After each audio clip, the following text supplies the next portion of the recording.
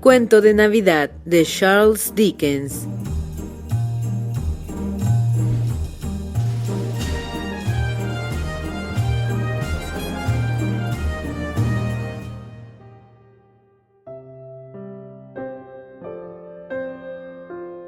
Tercera estrofa. El segundo de los 13 espíritus. Cuando se despertó en medio de un prodigioso ronquido y se sentó en la cama para aclarar sus ideas, nadie podía haber avisado a Scrooge de que estaba a punto de dar la una. Supo que había recobrado la conciencia justo a tiempo para mantener una entrevista con el segundo mensajero que se le enviaba por mediación de Jacob Marley, pero sintió un frío desagradable cuando empezó a preguntarse qué cortina descorrería el nuevo espectro.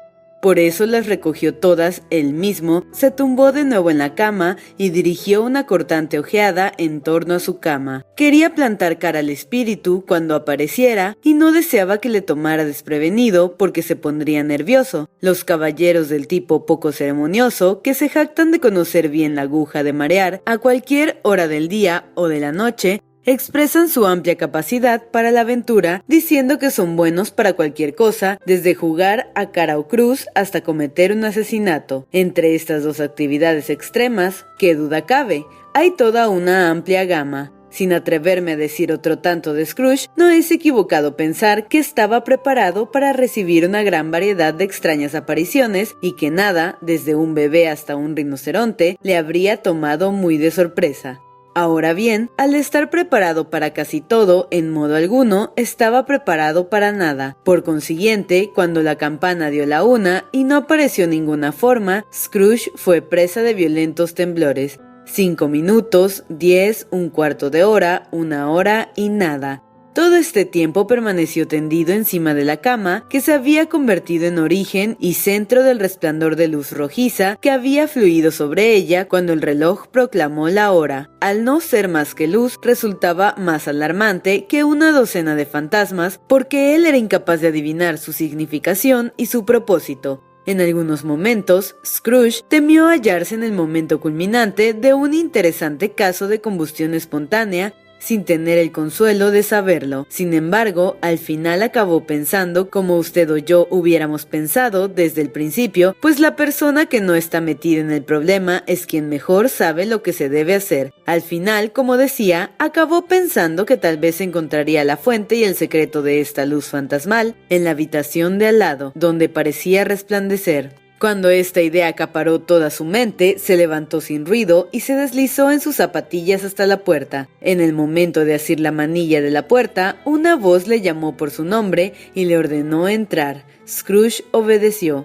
Era su propio salón, sin duda alguna, pero había sufrido una transformación sorprendente. El techo y las paredes estaban tan cubiertos de vegetación que parecía un bosquecillo donde brillaban por todos lados bayas chispeantes. Las frescas y tersas hojas de acebo, muérdago y yedra reflejaban la luz como si se hubiesen esparcido allí y allá numerosos espejitos, y en la chimenea rugían tales llamaradas como nunca había conocido aquel triste hogar petrificado en vida de Scrooge, de Marley, ni en muchísimos inviernos atrás.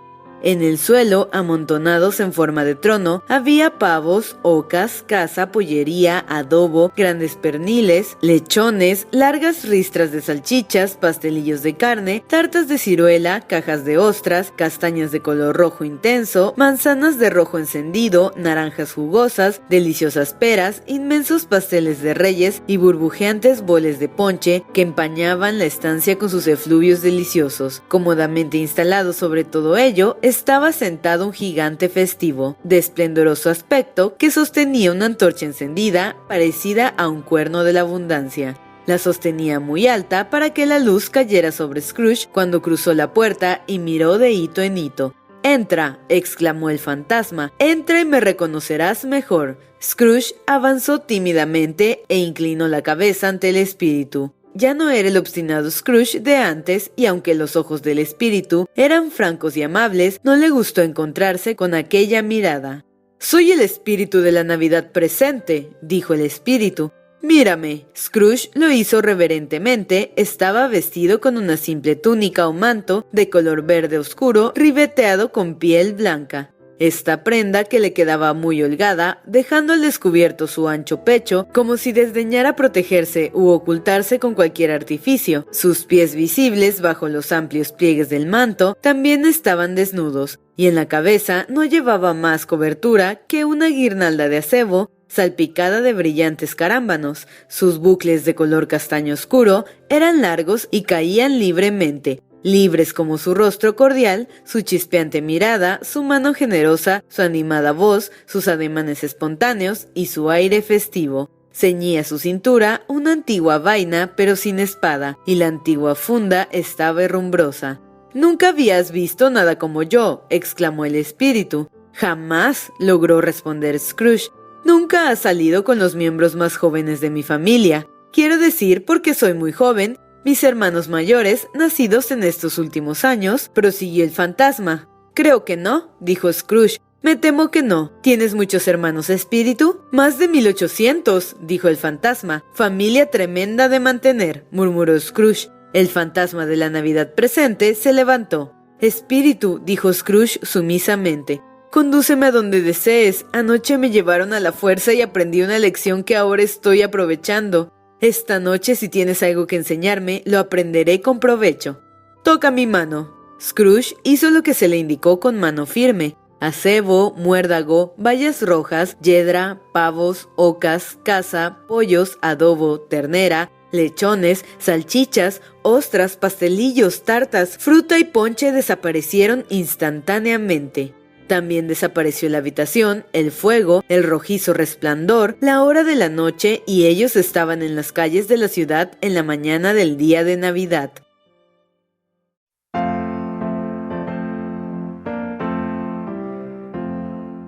El tiempo era crudo y la gente hacía una especie de música chocante, pero viva y nada desagradable. Al quitar la nieve de la acera de sus casas y de los tejados, para los chicos era una delicia total ver cómo caía la nieve explotando en la calle y salpicando con pequeños aludes artificiales, en contraste con la blanca y lisa capa de nieve de los tejados y con la nieve más sucia del suelo. Las fachadas de las casas parecían negras y las ventanas todavía más negras. En la calle, las pesadas ruedas de coches y carros habían arado con profundas rodadas la última nieve caída, y esos surcos se cruzaban y entrecruzaban cientos de veces en las intersecciones de las grandes arterias y formaban intricados canales difíciles de rastrear en el espeso lodo amarillo y agua helada. El cielo estaba oscuro y las calles más cortas taponadas con una neblina negruzca, medio derretida, medio helada, cuyas partículas más pesadas caían cual duchas de átomos de hollín.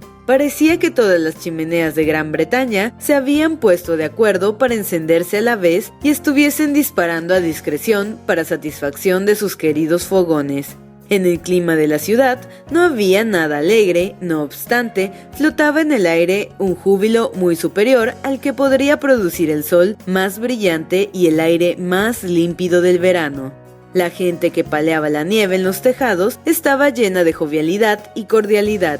Se llamaban unos a otros desde los parapetos y de vez en cuando intercambiaban bolazos de nieve, proyectil bastante más inofensivo que muchos comentarios jocosos, riendo con todas las ganas si daba en el blanco y no con menos ganas si fallaba. Las tiendas de los polleros todavía estaban medio abiertas y las de los fruteros irradiaban sus glorias. Allí había grandes cestos de castañas redondos, panzudos como viejos, y alegres caballeros recostados en las puertas y desbordando hacia la calle en su apoplética opulencia. Había rojizas cebollas de España, de rostro moreno y amplio contorno, de gordura reluciente como frailes españoles, que desde los estantes guiñaban el ojo con irresponsable malicia a las chicas que pasaban y luego elevaban la mirada serena al muérdago colgado. Había peras y manzanas apiladas en espléndidas pirámides. Había racimos de uvas colgando de ganchos conspicuos por la buena intención de los tenderos, para que a la gente se le hiciera agua a la boca gratis al pasar. También había pilas de avellanas marrones aterciopeladas con una fragancia que evocaba los paseos de los bosques y el agradable caminar hundido hasta los tobillos entre las hojas secas. Había manzanas de Norfolk, regordetas y atezadas, resaltando entre el amarillo de las naranjas y limones y con gran densidad de sus cuerpos jugosos, pidiendo a gritos que se las llevasen a casa en bolsas de papel para comerlas después de la cena. Hasta los peces dorados y plateados desde una pecera expuesta entre los exquisitos frutos, y a pesar de pertenecer a una especie sosa y aburrida, parecían saber que algo estaba sucediendo y daban vueltas y más vueltas en su pequeño mundo con la excitación lenta y desapasionada propia de los peces. Y en las tiendas de ultramarinos, los ultramarinos, a punto de cerrar con 1 o 2 cierres ya echados, pero qué visiones por los huecos. Los platillos de las balanzas golpeaban el mostrador con alegre sonido, el rollo del bramante desaparecía con rapidez, los enlatados tableteaban arriba y abajo como en manos de un malabarista. Los mezclados aromas de té y el café eran una delicia para el olfato, estaban llenos de pasas extrañas, almendras blanquísimas, largos y derechos palos de canela, y otras especias delicadas, y los frutos confitados, bien cocidos y escarchados con azúcar, hacían sentir desvanecimientos y después una sensación biliosa, incluso los espectadores más fríos. Los higos estaban húmedos y pulposos, las ciruelas francesas se ruborizaban desde sus cajas ornamentadas, todos los comestibles eran magníficos y bien presentados para la Navidad.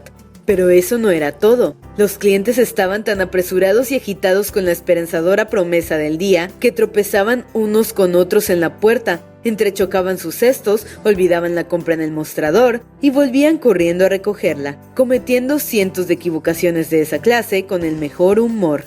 El especiero y sus dependientes eran tan campechanos y bien dispuestos que los pulidos corazones con que ataban sus mandilones por detrás podían haber sido sus propios corazones, llevados por fuera para inspección general y para ser picoteados por cuervos navideños, si así lo prefiriesen. Pero pronto los campanarios llamaron a la oración en iglesias y capillas, y allá se fue la buena gente en multitud por las calles con sus mejores galas y su más jubilosa expresión. Y al mismo tiempo, desde muchas callejuelas, pasadizos y bocacalles sin nombre, emergieron innumerables personas que llevaban su cena a asar en las panaderías. El espíritu parecía estar muy interesado por estos pobres festejadores, pues se detuvo con Scrooge junto a la entrada de una panadería para levantar las cubiertas de las cenas que transportaban y las rociaba de incienso con su antorcha. La antorcha era de una clase muy poco corriente, pues en 1 o 2 ocasiones en que algunos de los que acarreaban las cenas tropezaron con otros y hubo palabras mayores, el espíritu los roció con unas gotas de agua de antorcha y de inmediato recuperaron el buen humor. Decían que era una vergüenza disputar en el día de Navidad, y era muy cierto. Las campanas dejaron de sonar y se cerraron las panaderías, pero permaneció una confortante y vaga representación de todas esas cenas en el derretido manchón de humedad sobre cada horno de panadero, donde el suelo todavía humeaba como si se estuvieran cociendo las losas. ¿Tiene algún sabor especial eso que salpicas con la antorcha?, preguntó Scrooge. Sí lo tiene, mi propio sabor. ¿Serviría para cualquier cena de hoy?, preguntó Scrooge. Para cualquiera que se celebre con afecto, pero más para una cena pobre. ¿Por qué más para una pobre?, preguntó Scrooge. ¿Por qué lo necesita más? Espíritu, dijo Scrooge tras un momento de vacilación. De todos los seres que hay en los muchos mundos que nos rodean, me asombra que seas tú el que más desea restringir las oportunidades de esa gente para disfrutar inocentemente. ¿Yo?, exclamó el espíritu. Les quitaría sus medios para poder cenar cada 7º día, a menudo el único día en que se puede decir que cenan, dijo Scrooge, ¿verdad? «Yo», exclamó el espíritu. «¿No quieres que se cierren estos locales los días del Señor?», dijo Scrooge. «Pues llegas al mismo resultado». «Que yo quiero», exclamó el fantasma. «Perdóname si me equivoco, se ha hecho en tu nombre o al menos en el de tu familia», dijo Scrooge. «En esta tierra tuya hay algunos», replicó el espíritu, «que pretenden conocernos, que cometen sus actos de pasión, orgullo, maldad, mala voluntad, odio, envidia, beatería y egoísmo en nuestro nombre. Pero son tan ajenos a nosotros y nuestro género como si nunca hubieran vivido. Recuerda esto y échales la culpa a ellos, no a nosotros». Scrooge prometió que así lo haría y se marcharon invisibles igual que antes hacia los suburbios de la ciudad. Una notable cualidad del fantasma, Scrooge la había observado en la panadería, consistía en que, pese a su talla gigantesca, podía acoplarse a cualquier sitio fácilmente y mantenía su gracia de criatura sobrenatural, tanto si el techo era muy bajo como si se encontraba en un grandioso vestíbulo. Y tal vez por el placer de que el buen espíritu encontraba en demostrar esa facultad, o bien por su propia naturaleza generosa, afable y cordial, y su simpatía por los pobres, condujo Scrooge asido de la mano directamente a casa de su escribiente. En el umbral, el espíritu sonrió y se detuvo para bendecir el hogar de Bob Cratchit con las aspersiones de su antorcha. Imagínate, Bob solo ganaba 15 pavos a la semana. Los sábados no se embolsaba más que 15 copias de su propio nombre, y a pesar de todo, el fantasma de la Navidad del presente bendijo su casa de 4 habitaciones. La señora Cratchit, esposa de Bob Cratchit, engalanada pobremente con un vestido al que ya le había dado la vuelta 2 veces, pero esplendoroso en cintas, baratas y muy lucidas por 4 perras, se levantó y puso el mantel, ayudada por Belinda Cratchit, la segunda de sus hijas, igualmente aderezada con lazos. Mientras tanto, el señor Peter Cratchit hundía el tenedor en la cazuela de las patatas y se metía en la boca los picos de su monstruoso cuello de camisa, propiedad privada de Bob, transferida a su hijo y heredero en honor a las festividades del día. Encantado de encontrarse tan elegantemente ataviado y ansioso por exhibirse en los parques y paseos de moda. Y ahora 2 pequeños Cratchit, niño y niña, llegaron corriendo precipitadamente y gritando que habían olido la oca fuera de la panadería y que sabían que era la suya. Entre placenteros pensamientos de cebolla y salvia, estos jóvenes Cratchit bailaban en torno a la mesa y ensalzaban al señorito Peter Cratchit, mientras él, sin orgullo, aunque el cuello casi le estrangulaba, atizaba el fuego hasta que el lento hervor de las patatas sonó fuertemente al chocar con la tapadera y quedaron listas para sacar y pelar. ¿Qué estará haciendo su dichoso padre?, decía la señora Cratchit. ¿Y su hermano el pequeño Tim? Y Marta ya había llegado hace media hora el año pasado. «Aquí está Marta, madre», dijo una chica apareciendo por la puerta. «Aquí está Marta, madre», gritaron los 2 Cratchit pequeños. «¡Hurra, Marta, hay una oca!» «Ay, mi niña querida, qué tarde vienes», dijo la señora Cratchit besándola una y otra vez, quitándole el chal y el sombrerito con celo oficioso. «Anoche tuvimos que terminar un montón de trabajo», respondió la chica, «y esta mañana despacharlo, madre». «Bueno, ahora ya estás aquí y eso es lo que importa», dijo la señora Cratchit. «Siéntate junto al fuego para entrar en calor, cariño». «No, no, ya viene padre», gritaron los jóvenes Cratchit que estaban en todo. «Escóndete, Marta, escóndete». Marta así lo hizo antes de que entrase Bob, el padre, con 3 pies de bufanda cuando menos por todo abrigo, colgándole por delante y su gastada indumentaria bien remendada y cepillada para guardar una apariencia adecuada, y en sus hombros el pequeño Tim. ¡Ay, pequeño Tim! Llevaba una pequeña muleta y sus piernas enfundadas en armazones de hierro. «¿Dónde está Marta?», exclamó Bob Cratchit mirando alrededor. «No va a venir», dijo la señora Cratchit. «¿Que no va a venir?», dijo Bob con súbito desánimo, pues había traído a Tim a caballo todo el trayecto desde la iglesia y había llegado a casa desenfrenado. «¿No va a venir el día de Navidad?».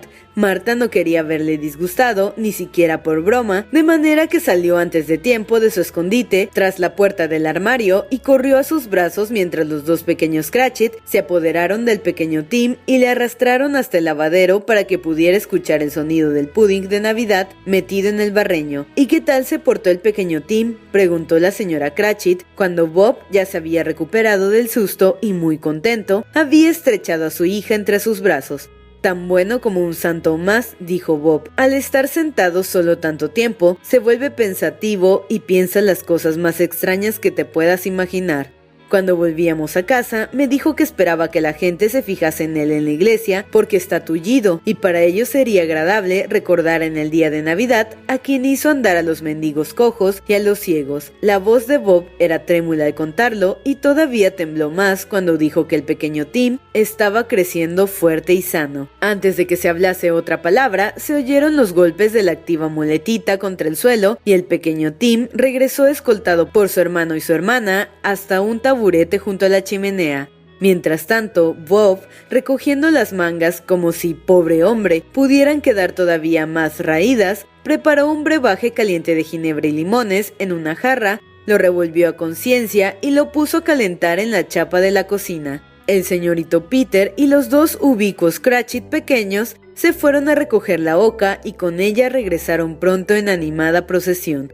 Sobrevino una excitación tal que cualquiera hubiera creído que una oca era la más rara de las aves, un fenómeno plumoso a cuyo lado un cisne negro resultaría de lo más vulgar. Y en realidad, en aquella casa era algo así. La señora Cratchit puso la salsa, preparada de antemano en una pequeña salsera, casi hirviente. El señorito Peter hizo puré de patatas con increíble energía. La señorita Belinda endulzó la salsa de manzana.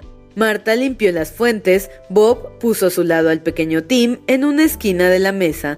Los dos jóvenes Cratchit colocaron sillas para todo el mundo, sin olvidarse de sí mismos, y montando guardia en sus puestos, mantenían la cuchara en la boca para no chillar pidiendo oca antes de que les llegara el turno de servirse. Por fin se trajeron las fuentes y se bendijo la mesa. Luego siguió una pausa en la que no se les oía ni respirar, mientras la señora Cratchit, mirando lentamente a lo largo del trinchante, se preparaba para hincarlo en la pechuga. Pero en cuanto lo hizo, cuando brotó el esperado borbotón del relleno, se alzó un clamor de delectación por toda la mesa, e incluso el pequeño Tim, excitado por los dos Cratchit pequeños, golpeó el tablero con el mango del cuchillo y gritó débilmente: ¡Hurra! Nunca hubo una oca como aquella. Bob decía que no podía creer que se hubiera cocinado jamás una oca como aquella. Su sabor, ternura, tamaño y bajo precio fueron temas de universal admiración. Acompañada por la salsa de manzana y el puré de patata, fue cena suficiente para toda la familia,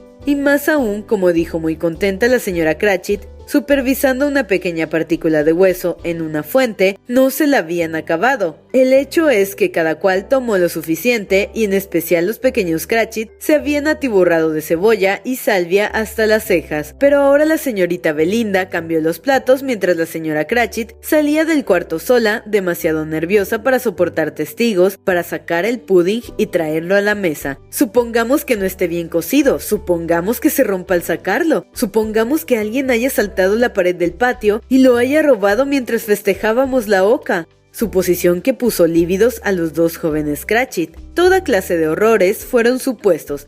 Vaya, mucho vapor. El pudding se sacó del barreño, un olor como el de los días de lavar. Era el paño, un olor como el del restaurante situado al lado de una confitería y una lavandería. Era el pudding. La señora Cratchit volvió en medio minuto, acalorada pero sonriendo con orgullo, con un pudding como una bala de cañón moteada, denso y firme, flambeado con la mitad de medio cuartillo de brandy y ornado de acebo en la parte superior. Bob Cratchit dijo que era un pudding maravilloso y que lo consideraba lo mejor que la señora Cratchit había hecho desde que se habían casado. La señora Cratchit dijo que ahora que ya se le había quitado el peso de encima, confesaría que había tenido sus dudas sobre la cantidad de harina. Todos tenían algo que decir sobre el pudding, pero nadie dijo ni pensó que era pequeño para una familia tan grande. Hacerlo hubiera sido como una blasfemia. Todos ellos habrían enrojecido ante una insinuación semejante. Al terminar la cena, se despejó el mantel, se barrió la zona de la chimenea y se recompuso el fuego. Se probó la mezcla de la jarra y se consideró perfecta. Se trajeron a la mesa manzanas y naranjas y se metió al fuego una paletada de castañas. Luego toda la familia Cratchit se agrupó en torno a la chimenea, en lo que Bob Cratchit llamaba círculo, queriendo indicar medio círculo, y al lado de Bob Cratchit se desplegaba la cristalería de la familia, 2 vasos y un recipiente para natillas, sin mango, que sirvieron para el líquido caliente de la jarra, también como si hubieran sido copas de oro. Bob lo escanció con expresión radiante, mientras las castañas en el fuego chascaban y se resquebrajaban ruidosamente. Luego Bob brindó: «Felices Pascuas a todos nosotros, queridos. Que Dios nos bendiga». La familia lo repitió. «Dios bendiga a cada uno de nosotros», dijo el pequeño Tim en último lugar. Estaba sentado muy cerca de su padre en su pequeño escabel. Bob sostenía en su mano la manita marchita del niño, como si le amase, como si quisiera tenerle muy cerca de sí y temiera que se lo arrebatasen. «Espíritu», dijo Scrooge con un interés que nunca antes había sentido, «dime si el pequeño Tim vivirá». «Veo un sitio vacante», contestó el fantasma, «en ese pobre rincón de la chimenea, y una muleta sin dueño, amorosamente conservada. Si esas sombras permanecen sin cambios en el futuro, el niño morirá». No, no, dijo Scrooge. Oh, no, amable espíritu, dime que se salvará. Si esas sombras permanecen inalteradas por el futuro, ningún otro de mi especie, replicó el fantasma, le encontrará aquí. ¿Y qué más da? Si se tiene que morir, lo mejor es que así lo haga y disminuye el exceso de población. Scrooge hundió su cabeza al oír al espíritu citar sus propias palabras y se sintió abrumado por el arrepentimiento y la pena. «Hombre», dijo el fantasma, «si tienes corazón humano, no de piedra dura, olvide esa malvada jerga hasta que hayas descubierto qué es el exceso y dónde está el exceso. ¿Quién eres tú para decidir qué hombres deben morir y qué hombres deben vivir? Es posible que a los ojos del cielo tú seas menos valioso y menos merecedor de vivir que millones como el hijo de ese pobre hombre. ¡Oh Dios! Tener que escuchar el insecto en la hoja disertando sobre lo demasiado que viven sus hambrientos hermanos en el suelo». Scrooge se encogió ante la reprobación del fantasma y tembloroso hincó la mirada en el suelo, pero la levantó rápidamente al escuchar su nombre. «El señor Scrooge», dijo Bob. «Brindo por el señor Scrooge, fundador de la fiesta. El hundidor de la fiesta en verdad», exclamó la señora Cratchit enrojeciendo. «Me gustaría tenerle aquí para festejarlo, le diría 4 cosas y espero que tenga buenas tragaderas». «Querida mía», dijo Bob, «los niños, ¿es Navidad?» «Tiene que ser Navidad, estoy segura», dijo ella, «para beber a la salud de un hombre tan odioso, tacaño, duro e insensible como el señor Scrooge. Sabes que es cierto, Robert, nadie lo sabe mejor que tú, pobre mío». «Querida, es Navidad», fue la tranquila respuesta de Bob. «Bebo a su salud porque tú así me lo pides, y por el día que es», dijo la señora Cratchit. «No por él. Por muchos años, alegre Navidad y feliz Año Nuevo. Él va a sentirse muy alegre y muy feliz, no me cabe la menor duda». Los niños bebieron detrás de ella. Era la primera de sus acciones que no tenía sinceridad.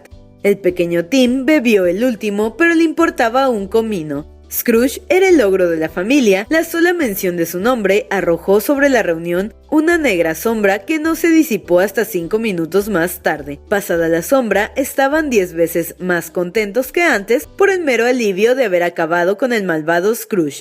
Bob Cratchit les habló de la situación que tenía en perspectiva para el señorito Peter, que si se conseguía, supondría unos ingresos semanales de 5 chelines y medio. Los dos jóvenes Cratchit se desternillaban de risa ante la idea de Peter, convertido en un hombre de negocios. El propio Peter miraba pensativamente al fuego entre sus cuellos como si meditara sobre las especiales inversiones que debería decidir cuando entrase en posesión de un ingreso tan apabullante. Marta, que era una pobre aprendiza en un taller de sombrerera, les contó la clase de trabajo que tenía que realizar, las muchas horas seguidas que debía trabajar y cómo estaba deseando tomarse un largo descanso en la cama la mañana siguiente, pues el día siguiente era festivo y lo pasaba en casa. También les contó que había visto a una condesa y a un lord unos días antes y que el lord era de alto como Peter, ante lo cual Peter se subió los cuellos tanto que no se le podía ver la cabeza. Todo este rato las castañas y la jarra hacían ronda y después escucharon una canción sobre un niño perdido en la nieve. La cantaba el pequeño Tim con una vocecita quejumbrosa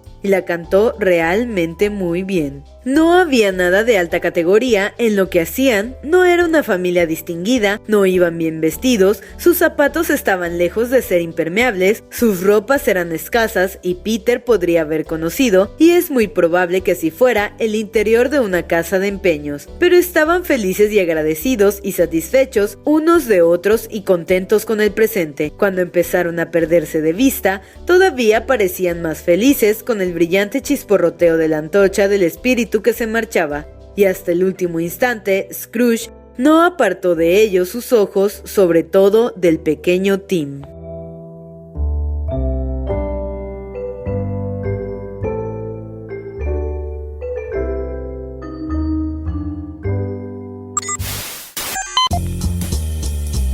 No te